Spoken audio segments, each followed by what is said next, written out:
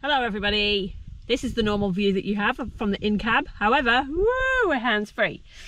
I realised it's been a while since I did my camp tour and kit setup, and a few things have changed since then. So I thought I'd do an update. Let's see where should we start? All right, here's a really old GoPro. This is what I use for the in-cab. However, I've made some money on YouTube, so that's gonna be my next purchase, I think. I've got my tablet, which has been, I've had that for a while now. It's just a Lenovo. It's got Aussie Explorer on. It works awesome. Over in the corner, up there, I don't know if you can see that. That's a Zoleo. In case things go wrong, I can press an SOS emergency button, or I can just text people and let them know that I'm okay. So, I think, oh, my wonderful rod holder. I think that might be everything in there. All right, the back has changed a little bit. So I still have my Coleman fridge, which it's all right. It's a little bit frustrating trying to get up because I don't have this fridge slide, because I have my 2 sets of seats under here and I haven't taken them out yet. People keep telling me take them out, you don't need them, but I am persevering. So everything you see in the boot here is removable, and so I have nothing permanent, which is a little bit annoying. Down the side down here, I have an Anderson plug. I have the 2 car sockets, like cigarette sockets, and 2 USB ports.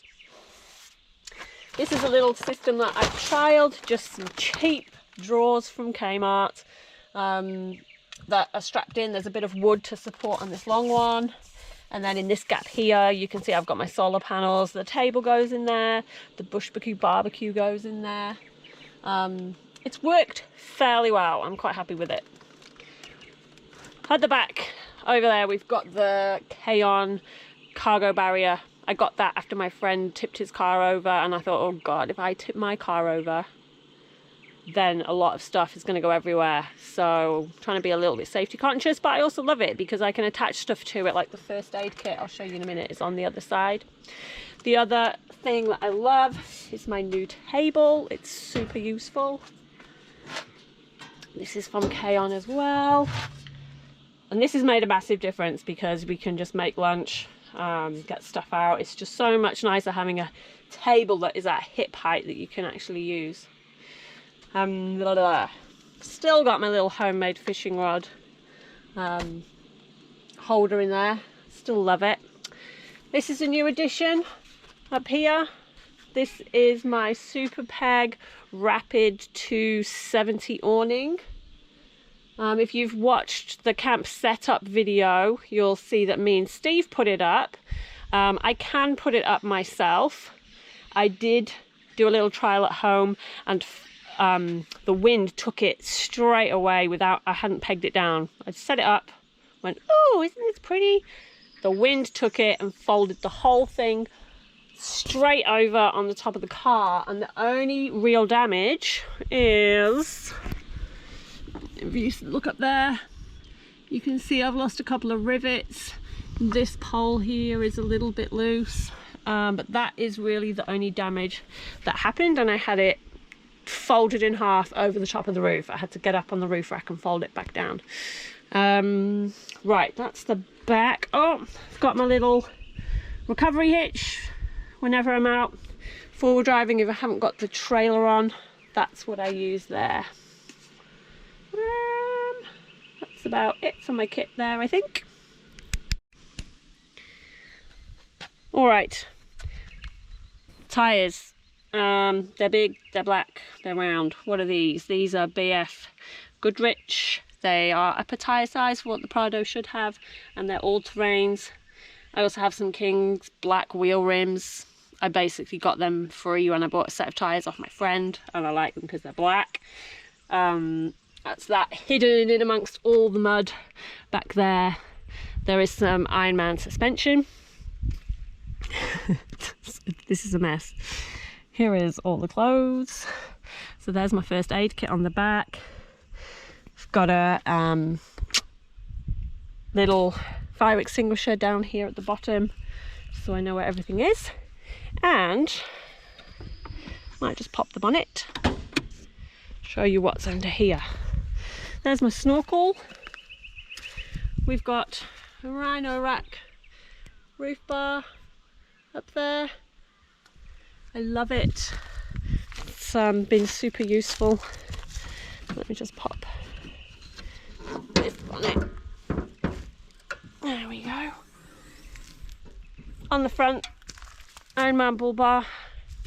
I've got some steady lights here. These give me nice lights off the side. We've got the Ironman winch, which works, does the things I need it to do. Down here I've got my second battery with a battery monitor on, which has been quite useful because my fridge likes to kill, let's get out of the sun, my fridge likes to kill my battery. So I had to have a new battery put in, but the battery monitor, I could at least have a look what was going on, so that was actually really useful. In the cab we've got UHF radio as well. I think that's everything. Steve, have I forgotten anything? Solar panel to come. Solar panel to come. Waiting on Steve to put that on for me. Oh, one thing I will say with my awning is that the brackets it came with wouldn't fit on the Rhino Rack. They weren't long enough. Then I bought some brackets off eBay, and they were fine, but they started to deform after a few months. So Steve has actually welded me some new brackets, which are awesome. But just, you know, have a think about the brackets that you're going to need to get those things attached to your car. All right, final change, I think, because we've got most of the camping kit out here. I bought myself a new chair because my other chair broke, so I've got this Outdoor Connection Burley lumbar support. It's fine, it just pulls my back in a bit, but we did go to the Drifter Superstore in Tumut the other day and sat on one of their recliner camping chairs. Ugh, $219. It's on the list, isn't it? Still in love with my Bushbecue barbecue. It's small, it's square, but my friend Az at Quick Az Camping and 4-wheel driving, he's designed a version a bit like this, but it's rectangular. I've already got this, so I haven't bought that, but his is also pretty decent. So if you're in the market, Bushbecue, or check out Quick Az. Little table, and the last new addition is this 23-0 swag. That's the word I'm looking for. It's awesome. So much height in there. I do love it. Like the Kings one did such a good job. But after 4 years, the sagginess of that was getting to me, and having Steve in there, there just wasn't enough room. So this one is just awesome. Bags of room. The mattress is pretty good. I've got quite sensitive hips. The mattress is pretty good. We're 8 days into a trip. They're starting to get a bit sore having slept in here for 8 days, but we're just going to add a little bit of foam underneath, I think. Oh, forgot one thing. Come with me, come with me. Last thing, still got this wheel bag, which I hate because it's so muddy, but it's an awesome place to store your recovery gear. It's easily accessible. If you get into bother, somebody doesn't have to open up your doors, find all the things. It's got my fuel in for my chainsaw, the bar oil. It's got the little gas canisters for the butane stove. It's all in here. Yes, it's a lot of weight to add onto the back door, but it means it's not in the cab with me, and I really like it being there. Again, I will change this eventually, but money is a thing that happens to all of us, and so I need to save up on some. But there you go. I think that's pretty much everything. So as you can see, I've had a few upgrades, but for the most part we've still got a pretty basic Prado.